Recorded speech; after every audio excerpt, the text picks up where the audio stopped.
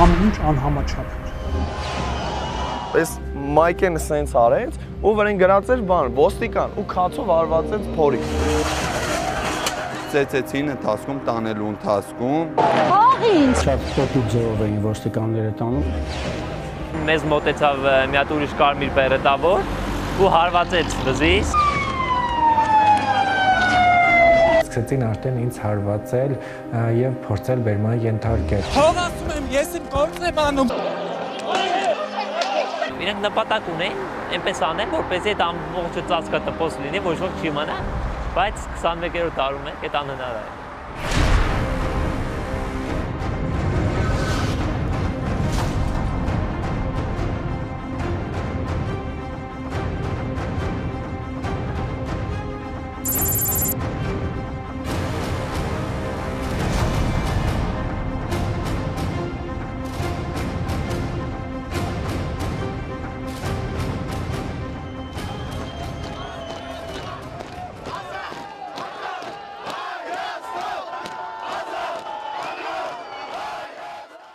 Ամենաբարդ բանը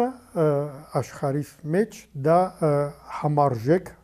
արձագանքել որոշակի իրադարձություններին։ Այստեղ իմաստություն է պետք, այստեղ փորձ է պետք, այստեղ գիտելիքներ են պետք։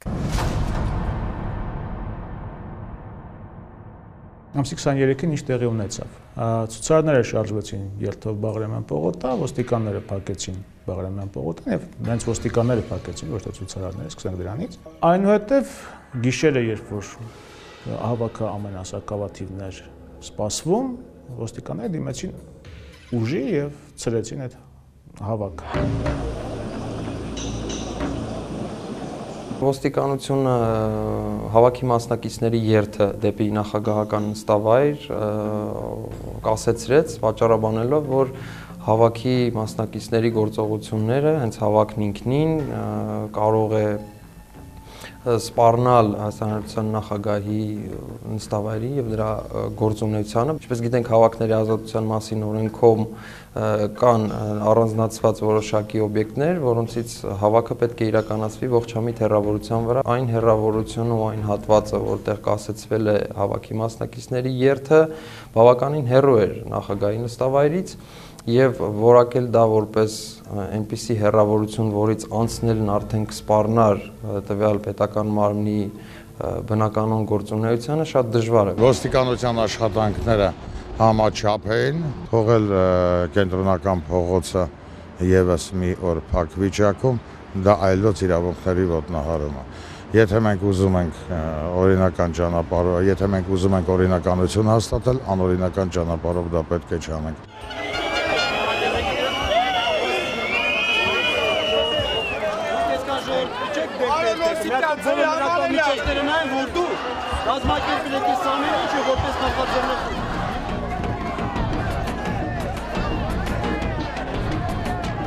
Եթե մենք անդրադառնանք Հայաստանի խաղաղ հավաքների օրենքին, որը համապատասխանում է միջազգային չափորոշիչներին, ապա խաղաղ հավաքը, եթե նույնիսկ այն արգելված է, եթե ինքը խաղաղ է ընթանում, ապա միջամտելու իրավունք չկա։ Չի կարելի փորձել ինչ-որ մի բան պահանջել եւ այդ մի բանին փորձել հասնել անօրինական ճանապարհներով։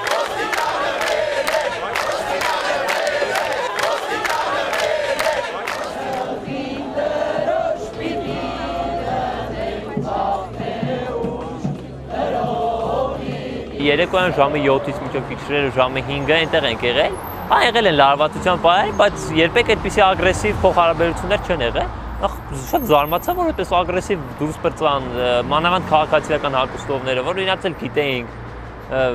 այդպես հարձակվեցին, շատ անակնկալ էր։ Ջրցանը միանալուց 10 րոպե առաջ սկսեցին 20-30 հոգանոց խմբեր կուտակվել գրողների միության դիմաց եւ այդ մայթին։ Դեմ եք հոսանքի գնի թանկացմանը։ Ինքուն գնալ է։ Դեմ եք հոսանքի գնի թանկացմանը։ Չունեք դիրքարաշում, իսկ դու։ Երկու հոգի նրանցից, որ հանգիստ կանգնած զրուցում էին միմյանց հետ եւ նույնիսկ ծիծաղում, մեկ էլ շրջվեցին դեմ դիմաց կանգնեցին եւ սկսեցին իրար հրել ու հայհոյանքներ տալ։ Եվս մի անգամ կոչ եմ անում բոլորին, եթե կնկատեք ձեր կողքերում մարդիկ, ովքեր շշերը ձեռքները կփորձեն, կցանկանան ոստիկանների ուղղությամբ ինչ-որ բան նետել, անմիջապես հրելով կրնի, ոնց հեռացնում եք տարածքից։ Մեր հավաքը բակարում է բացառապես խաղաղ բնույթ։ Ցուցարարներից սկսեցին գոռալ, որ դա սադրանք է եւ չմոտենան, չխառնվեն, ու երբ իրենք տեսան, որ ոչ ոք չի մոտենում եւ ոչինչ չի կատարվում, միանգամից հանդարտվեցին, ասես ոչինչ չէր կատարվել։ Մոտավորապես ժամը 5-ի կողմերը արդեն ինձ արթնացրեցին ու բոլորին հանեցին քնից, որովհետեւ իրենք բավականին առաջ են եկել ու Օսիպյանը սկսեց խոսել, հորդորել, որ դուրս գանք երթևեկելի մասից ու տեղափոխվենք Ազատության հրապարակ։ Ոստիկանությունը պահանջում է անհապաղ դադարեցնել կանոնական գործողությունները եւ այլընտրանք կտրեք ձեզ Ազատության հրապարակը։ 5:17-ին Օսիպյանը հայտարարեց, որ գործի են դնելու ուժային միջոցներ եւ բացելու են փողոցը։ Հակառակ դեպքում ոստիկանությունը օրենքով նախատեսված կարգով օգտագործի ֆիզիկական ուժ եւ հատուկ միջոցներ։ Հարգելի քաղաքացիներ, ձեր գործողությունները անօրինական են։ Ժամը 5:20 ոստիկանությունը իդեմս գնդապետ Օսիպյանի արդեն երկրորդ անգամ պողոտան ազատելու եւ Ազատության հրապարակ վերադարձնալու պահանջը հնչեցնելուց հետո մոտեցրեց ջրանետ մեքենան եւ գործի դրեց այն։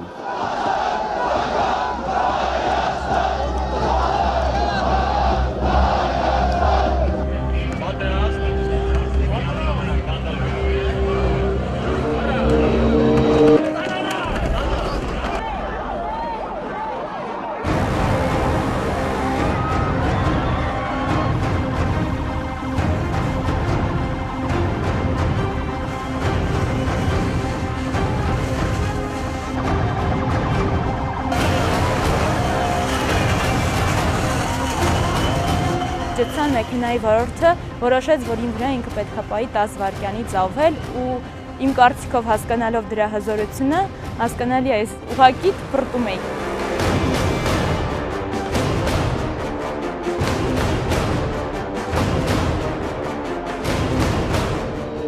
Մի վայրկյան զգացի, որ ինչ-որ բան կբավ ծնգիս, նստած էինք գետնին, իհարկե գլուխներս փակած, մտածեցի, թե ինչ-որ մահակով խփեցին բան, աչքերս բացի, որ այսքան մի պլաստիկից, մետաղից, ինչ-որ մի սարք էր բանի վրայից, մեքենայի վրայից ամենայն հավանականությամբ պոկվել ջրի հետ թռել էր վրաս։ Երեկոյան մեզ բաստոնումից հետո իմացանք, որ կալպակ կոչվածը ջրի երկրորդ ճնշման դեպքում դուրս էր թռել տեղից, այսինքն սկսել էր ոչ թե ցնցուղել ժողովրդին, այլ ուղղակի կրակում էր։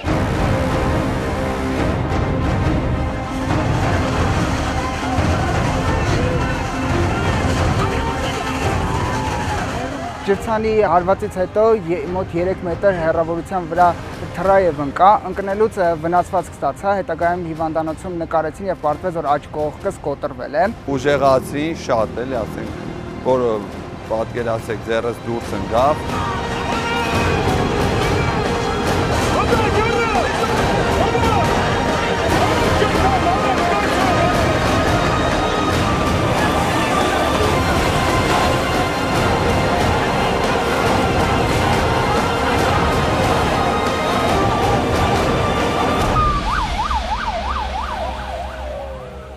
Առավել մտահոգիչ էր այն, թե ինչպես էին ոստիկանության քաղաքացիական հագուստով ծառայողները բերման ենթարկում հավաքի մասնակիցներին, բազմաթիվ տեսանյութեր են տարածվել դրա վերաբերյալ։ Եկեք նայենք օրենքը ինչ է պահանջում։ Օրենքը պահանջում է, որպեսզի ոստիկանը, որ մասնակցում է այսպիսի գործողություններին, ոստիկանության մասին օրենքի մասին է խոսքը, լինի համապատասխան համազգեստով, ընդ որում քիչ է, որ համազգեստից երևա, որ նա ոստիկան է, այլ նաև պիտի իդենտիֆիկացիայի նշաններ լինեն, այսինքն դու պիտի իմանաս, դա անունը պիտի գրած լինի, համարը պիտի գրած լինի, ինչ-որ մի բան պիտի այնտեղ գրած լինի, որ դու կարողանաս հետագայում, որ այդ ոստիկանը ինչ-որ խախտում է կատարել, կոնկրետ գտնես այդ ոստիկանին։ Անհարկի առանց որևէ տվյալ իրավիճակում հիմնավորված պատճառաբանված անհրաժեշտության բռնի ուժ են գործադրվում թե հավաքի մասնակիցների, թե նաև առանձին դեպքերում լրագրողների նկատմամբ։ Կոնկրետ իմ հետ կապված նշեմ, որ ամենաառաջինը քաղաքացիական համազգեստով ոստիկաններից մեկը հրեց եւ ես հայտնվեցի, այսպես ասենք, սաղավարտով ոստիկանների արանքում շրջափակման մեջ եւ սկսեցին արդեն ինձ հարվածել եւ փորձել բերման ենթարկել։ Այդ ժամանակ մեր հեռուստաընկերության միկրոֆոնը գտնվում էր իմ մոտ, հետևաբար տեսանելի էր ակնհայտ, որ ես այնտեղ լրագրող եմ։ Ես մի քանի անգամ նաև այդ պահին էին ոստիկաններին ասում, որ ես լրագրող եմ։ Փողացում եմ։ Դրանից հետո նաև հարձակվեցին մյուս ոստիկանները։ Ես այդ պահին նկատեցի Երևանի ոստիկանապետ Աշոտ Կարապետյանին եւ գոռացել եմ, որ պարոն Կարապետյան, ինչ է կատարվում, պարոն Կարապետյան լրագրողներին են ծեծում, սակայն լսել եմ միայն Տարեկ դրան արտահայտությունը։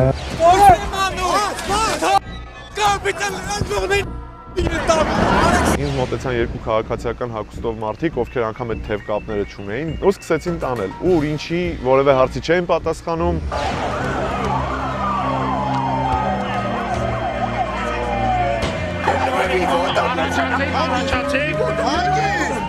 Մենք տեսանք խնդրահարույց եւ մարդու իրավունքների ազատությունների տեսանկյունից մտահոգիչ հետեւյալ խնդիրները ըստ իրենց կարևորության աստիճանի։ Առաջին հերթին քաղաքացիական հագուստով ոստիկանների ներգրավումը հասարակական կարգի պահպանության ու նաև մարդկանց բերման ենթարկելու ոստիկանության բաժիններ տանելու գործում։ Հավաքների ազատության մասին օրենքը նախատեսում է ու նաև ոստիկանության մասին օրենքը նախատեսում է, որ հասարակական կարգի պահպանության մեջ ներգրաված անձինք պետք է որոշակի տարբերանշաններ, հատուկ համազգեստ կրեն, բայց այդպիսի համազգեստներ չէին կրում այդ ծառայողները ոստիկանության, ըստ ոստիկանության պաշտոնական պատասխանի պարզաբանման նրանք օպերատիվ ծառայողներ էին, ովքեր ներգրավվել էին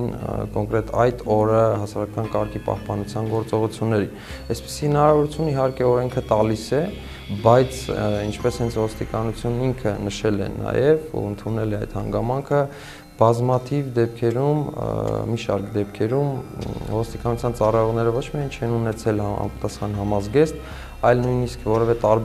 տարբերանշան թեկուզ թև կապ չեն կրել, որոնցով հնարավոր կլիներ նրանց առանձնացնել որպես ոստիկանության ծառայողների։ Վալերի Օսիպյանը ասել էր օպերա եթե գանք մեծ ոչ ոքին բերման չեն ենթարկի, եկանք եւ նստեցինք, շատ լավ հիշում եմ, երբ որ ոստիկանական զորքը եկավ մտավ օպերա, նրանք սպասում են, որ մենք պետք է փախչենք, նրանք վազելով գնացին եւ զարմացան, որ տեսան նստել էինք, հետո սկսեցին բերման ենթարկել։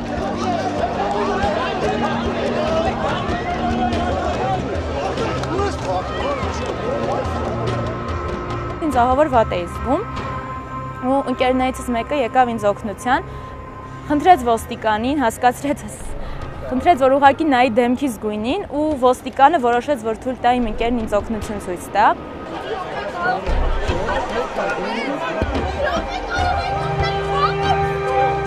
Երբ որ արդեն բերման էին ենթարկում,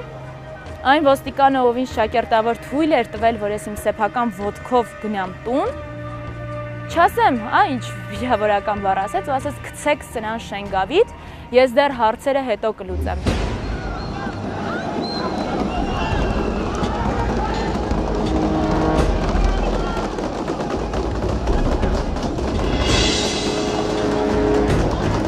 Բավական հատկանշական էր, որ երբ մի խումբ ուրեմն ակտիվիստներով մենք փախնում էինք Տերյան փողոցով, մոտեցավ ճանապարհային ոստիկանության բարեկցության մեքենա, ճիշտ ասած սկզբի տղաները մտածեցին, որ բարեկայինները էսա մեզ, չգիտեմ, կբռնեն կամ կփորձեն բռնել, բայց ուրեմն այդ սպան իջեցրեց պատուհանը եւ ասեց տղեկ, իզուրեք փողոցներով վազում, ավելի լավ է բակեր մտեք, որպեսզի ձեզ օպերները չբռնեն։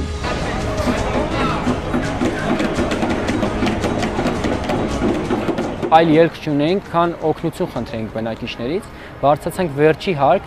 դուռը ծեծեցինք, մի տղամարդ դուռը բացեց, բացատրեցինք ինչ իրավիճակ է, ասաց եկեք թաքնվեք։ Անօրինական ոչ մի գործողություն չէ։ Դուռը ծեծեցին, չէինք բացում, վերջը սկսեցին արդեն սպառնալիքներ անել տեղի բնակչին, ապրողին։ Եվ ստիպված մենք որոշեցինք հենց այդտեղ բացել դուռը։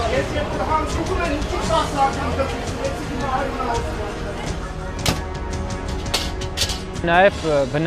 բնակարանի տիրոջը բերման ենթարկեցին մեզ պահելու համար։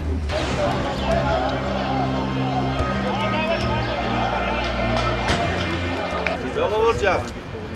ձեզ խնդրում ենք գնացեք այգի։ Ես ունեի լրագրողի տարբերանշան, որ կախված էր իմ վզից, բայց նրանք ուշադրություն չդարձեցին դրա վրա եւ ինձ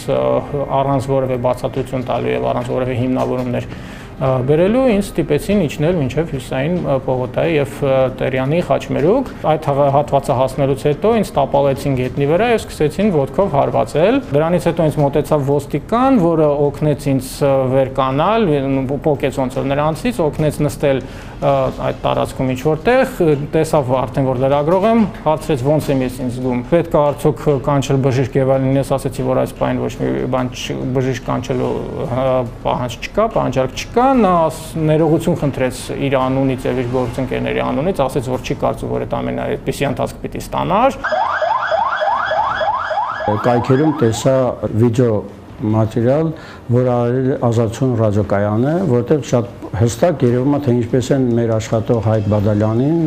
ոստիկանները երկու թևերից բռնած տանում, այդ պահին Ազատության ռադիոկայանի օպերատորը բղավում է, ասում է ինքը ժուրնալիստ է, ինչ եք իրան բռնել, մի պահ կանգնում են, նայում են իր այդ բաժը, որ կախած է վզից, բայց նորից որոշում են, որ դա նշանակություն չունի եւ տանում են իրան։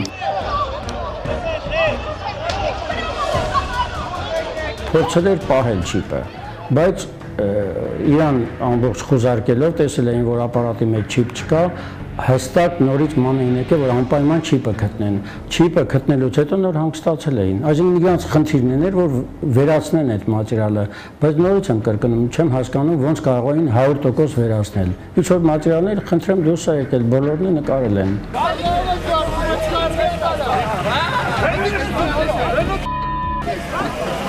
Մեր տեսախցիկները բոլորը արգրաված էին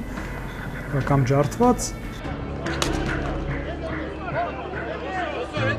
Հետո երբ որ մենք հետ ստացանք կամերան, որը վնասված էր եւ ամբողջովին ջնջված էր, բայց քանի որ ինքը ֆլեշ կարտ չուներ, Վինչեսթերով էր աշխատում, մենք փորձեցինք այդ ամեն ինչը ջնջել, բայց վատ աշխատեց էլի ոստիկանության այդ IT բաժինը։ Մեզ հաջողվեց որոշ մասը վերականգնել։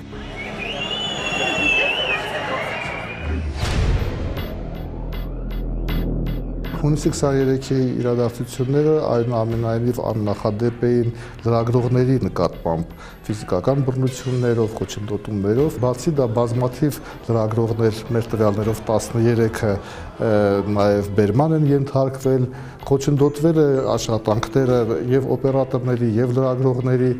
եւ սա իսկապես թիրախավորված գրոհ էր։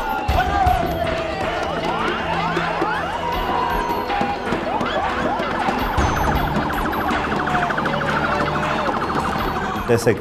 դուք բացել եք փողոցը, բայց ինչու եք հետապնդում, ենթադրենք մարդկանց ազատության հրապարակում կամ քաղաքի այլ վայրերում։ Ինչու թույլ չեք տալիս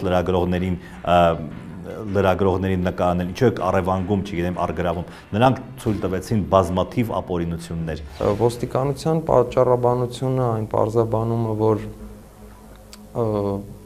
որոշ լրագրողներ, լրատվամիջոցների որոշ ներկայացուցիչներ իրենց հորդորներին չեն լսել,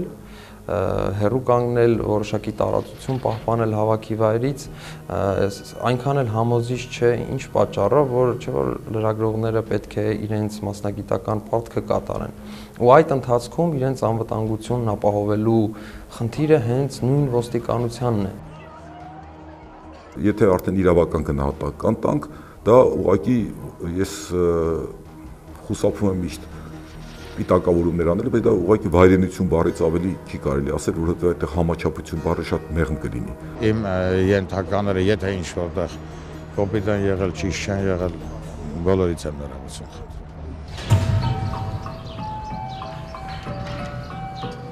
Հունիսի 23-ի առավոտյան մենք ահազանգ ստացանք հասարակական կազմակերպությունում, որ մեծ թվով քաղաքացիների բերման էին ենթարկվել ոստիկանության բաժիններ, տեղեկություններ չկան առհասարակ նրանց վերաբերյալ, թե ով որտեղ է գտնվում։ Մարդու իրավունքների պաշտպանի աշխատակազմից են դերված քաղաքացիների ու նաև ոստիկանապետին հանդիպելու անհրաժեշտություն կա։ Կար տեղեկատվություն, որ ներկայացվել էր ուղղակի համացանցում բերման ենթարկվածների կողմից, որ նրանք գտնվում են աշտարակի ոստիկանության բաժնում, եւ ես ինքս անմիջապես մեկնեցի ոստիկանության աշտարակի բաժին։ Այնտեղ խնդիրներ կային կոնկրետ երկու քաղաքացիների, ում գործերը մենք հիմա շարունակում ենք իրավական առումով փորձելով ստանալ արդարացի լուծումներ, ունեին մարմնական վնասվածքներ, որոնք չէին արձանագրվել։ Ինչ են ասում։ Նկատեցի, որ ձեռքերից կապտուկներ են հայտնվել, ավելի ուշ հայտնաբերեցի, որ նաև ոտքերից կային ու մատնահետքերով, բայց դա արդեն ուշ էր ֆիքսել։ Ես խնդրեցի, որ դա ինչ-որ ձև արձանագրվի, բայց դա մնաց անարձագանք։ Ասեցի, որ ձեռքս վնասվել է, շատ ուժեղ ցավում է։ Ինձ ասացին չես մեռնին։ Հրաժարվեցին արձանագրությունների մատյանում ֆիքսել, որ վնասվածքներ կան, ես էլ չստորագրեցի մատյանը եւ գնացինք այնտեղից առանց ստորագրության։ Մարդու իրավունքների պաշտպանի աշխատակազմը ուժերի գերդարմամբ աշխատում է բոլոր բաժիններում, հնարավորինս աշխատում ենք լինենք։ Մեքենայից մեզ իջեցրել են ոստիկանական բաժին ու շատ մեղմ են եղել այնտեղ, որովհետև ամենաշատ բերման ենթարկվածները Նորքի ոստիկանական բաժնում էին 54 կամ 56 հոգի էինք։ 56 հոգի։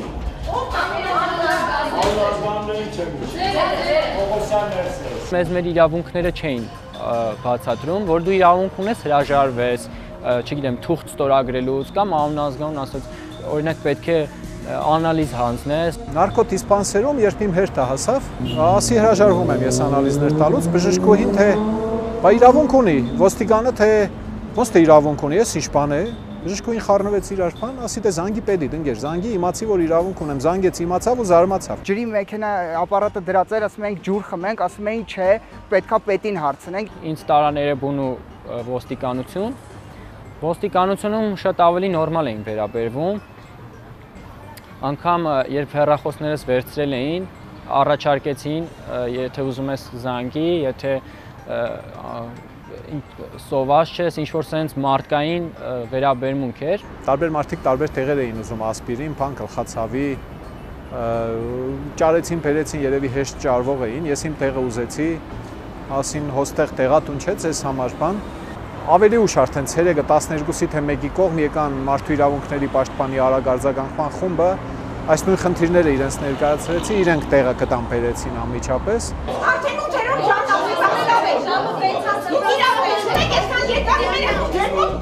12 ժամ 40 րոպե պահեցին ինձ ոստիկանական բաժնում։ Եթե իրանք անվանում են դա ձևակերպում են վարչական բերում կամ վարչական ձերբակալում, 3 ժամից ավել չի կարող տևել, պահվել են շատ ավելի երկար ժամանակ։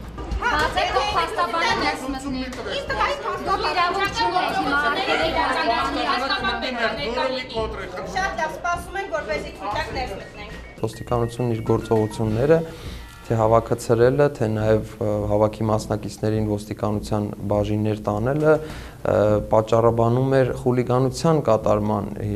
հիմնավորմամբ։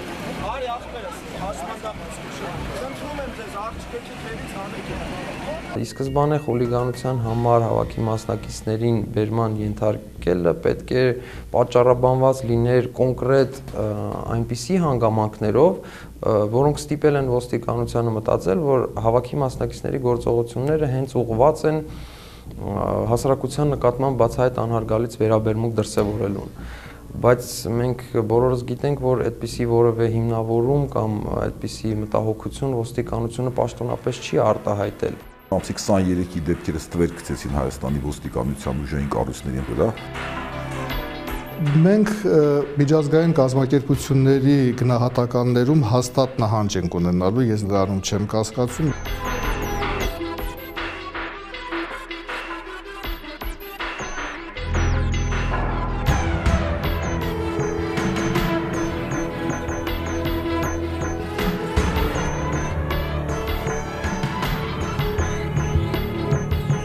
Արդեն 12 ծառայողի նկատմամբ կարգապահական տույժի միջոցների կիրառումը։ տարբեր խստության աստիճանի,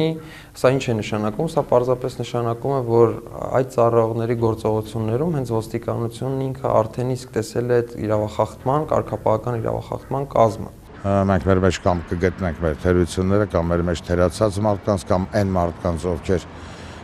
ճիշտ չեն դրսևորել, դուրս են եկել իրավական դաշտից, կպատժվեն հաստատ։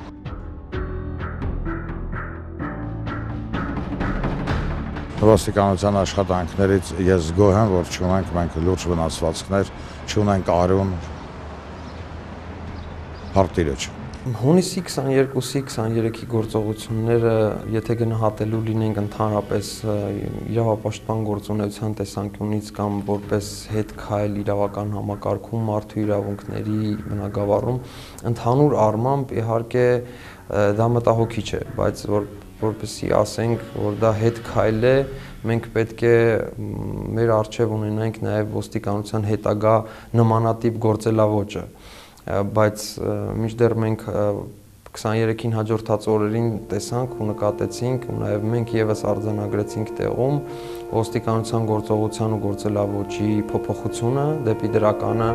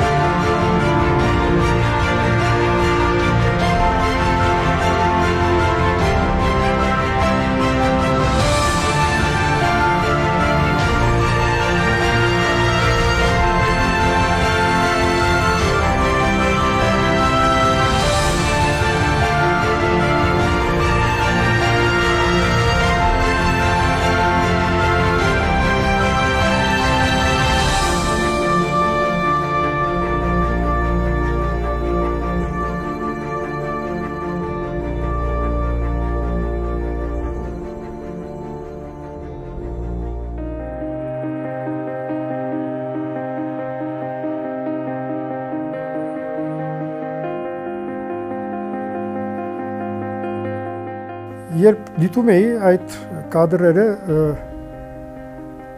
ես ճիշտն ասած հպարտություն էի զգում նստածույցի մասնակիցների հանդեպ, որտեվ այն ինչ արեց ոստիկանությունը, դե շատ եւ շատ երկրներում արվում են մի քիչ ավելի մեղմ, մի քիչ ավելի կոշտ, կոպիտ, բայց այն ինչպես էր դիմադրում դրան երիտասարդությունը, այս սա իսկապես տալիս էր հնարավորություն քեզ հպարտանալ, ուրախանալ, որտեվ այս երկիրը երիտասարդներին է, սա միանշանակ է։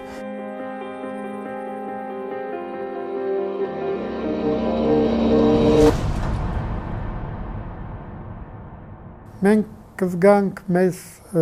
երջանիկ երկրի երջանիկ քաղաքացիներ, երբ մեր բոլոր իրավապահ մարմինների գործողությունները կտեղավորվեն իրավական դաշտում։ Ես կարծում եմ, որ այդ ամբողջ այդ ակցիաները դրական իմաստով ազդեցին Հայաստանի իմիջի վրա, որովհետև Հայաստանը դարձավ բավականին հետաքրքիր արդեն միջազգային հանրության համար, եւ ես եթե հետևում էինք մենք միջազգային լրատվամիջոցներին, բավականին հարգանքով էին վերաբերում, որովհետև մեծ մասամբ երկրները, ժողովուրդները հարգանքով են վերաբերում այն ժողովուրդների նկատմամբ, որոնք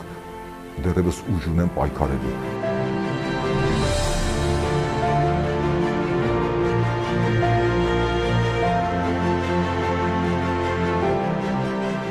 Անձամբ ես ինձ շատ լավ կզգամ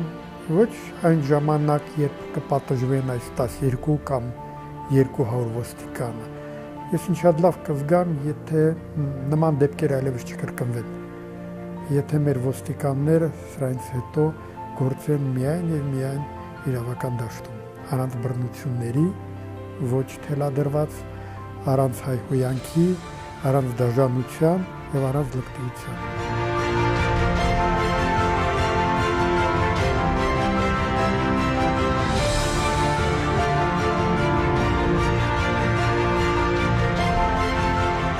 Եթե մինչև այդ ես Հայաստանը շատ էի սիրում, ես Հայաստանը սիրում էի, որոշել էի ինչ-որ բաներ անել Հայաստանի համար, իմ պլաններում հետագայի գծած, ես այդ օրը հասկացա, որ ես ոչ թե ուղղակի այդ իմ ռեալ, ես ուզում եմ իմ Հայաստանի համար, ես պարտավոր եմ իմ Հայաստանի համար անել, այդ պարտավորության զգացում, այդ հետքը, որ դու պարտավոր ես։